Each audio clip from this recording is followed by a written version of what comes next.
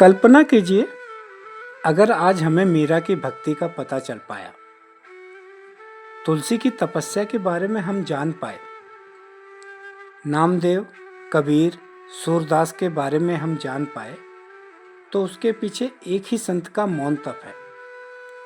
एक ऐसा संत जिसने अपने जीवन के लिए कुछ नहीं लिखा, लेकिन सैकड़ों भक्तों को अमर कर दिया। आज की ये कथा है नाभादास जी की। यह कथा केवल इतिहास नहीं, यह विनम्रता की पराकाष्ठा है। यह भक्ति की शुद्ध धारा है। पूरी कथा आप लोग अंत तक अवश्य सुनिए, क्योंकि अंत में आपको समझ आएगा, भक्ति मंच से नहीं, मिट्टी से जन्म लेती है।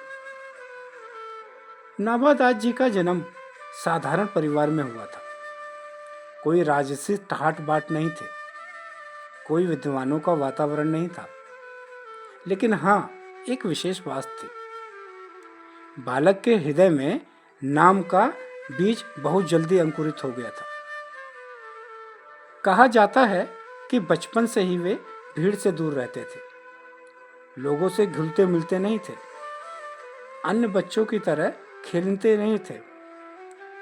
पर यह बालक मंदिरों की सीढ़ियों पर हमेशा बैठा रहता और भगवान को याद करता रहता। गांव वाले कहते, ये बालक कैसा है, ये कहाँ बैठा रहता है पागलों की तरह। पर भगवान जानते थे, एक दिन ये बालक इतिहास लिखेगा। उस समय समाज में जाति और अहंकार का बोलबाला था। भक्ति भी कई बार बाहरी आडंबर में बदल जाती थी। नाभादास जी हमेशा चुपचाप देखते रहते और भीतर से संकल्प बना कि मैं भक्ति करूंगा, भगवान का नाम हमेशा जप करूंगा। यही वो मोड़ था जहां उनका जीवन बदल गया। एक बार उनकी मुलाकात हुई आगरदास जी से। गुरु ने बालक की आंखों में झांका और देखा कि एक दिन ये बालक बहुत बड़ा विद्वान बनेगा। गुरु ने पूछा, तुम क्या चाहते हो? नाभादास ने उत्तर दिया, भगवान का सच्चा मार्ग पे चलना चाहता हूं।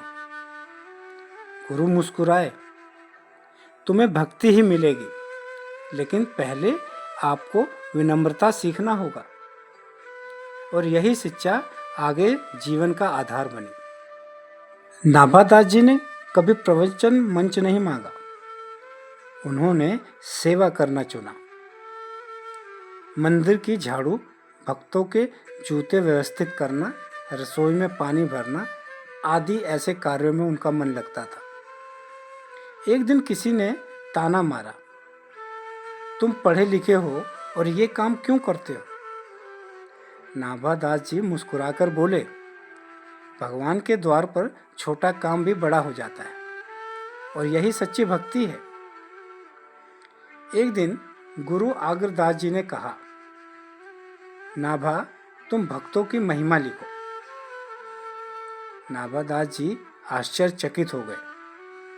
गुरुदेव ने ऐसा क्यों मुझे बोला? गुरुदेव बोले, जो स्वयं को छोटा माने वही बड़ा कार्य कर सकता है। जिसके अंदर घमंड ना हो, वो बड़े से बड़े कार्य कर सकता है। और फिर जन्म हुआ भक्तमाल का। इस ग्रंथ में उन्होंने सैकड़ों भक्तों का उल्लेख किया।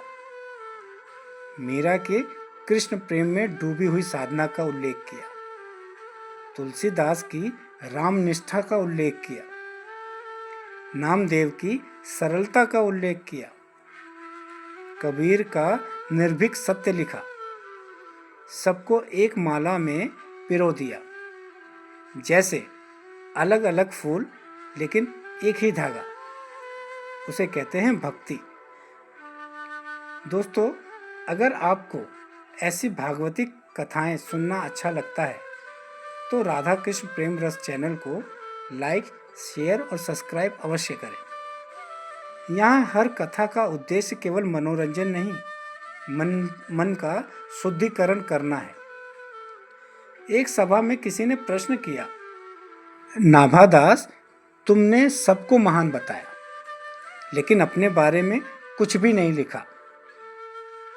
नाभादास जी ने सिर झुका लिया और बोले, मैं तो धूल हूं संतों का। महान तो संत और प्रभु के भक्त ही हैं। यह वाक्य सुनते ही सभा में सबके आंखें नम हो गई। और वाक्य में ये बात सत्य है। संतों की सच्ची महिमा स्वयं को ही मिटा देती है। नाभादास जी का एक संदेश स्पष्ट था। भक्ति का अर्थ है दूसरे भक्त का सम्मान करना। आज हम क्या करते हैं? अपनी परंपरा को ही बड़ा बताने लगते हैं और दूसरे को छोटा कर देते हैं। पर नाभादास जी ने सबको एक ही माना। उन्होंने सिखाया, जहाँ प्रेम है वहीं भगवान है। आज समाज में समस्या क्या है? हम मंदिर जाते हैं पर मन में अहंकार रखते हैं। हम कथा सुनते हैं पर व्यवहार में कठोरता रखते हैं। नाभादास का जीवन हमें सिखाता है, भक्ति का अर्थ केवल भजन नहीं, व्यवहार को भी शुद्ध करना है। पहले इंसान बनो, फिर भक्त बनो। अगर हर व्यक्ति दूसरे भक्त का सम्मान करना सीख जाए तो समाज में स्वतः ही सुधार आ जाएगा।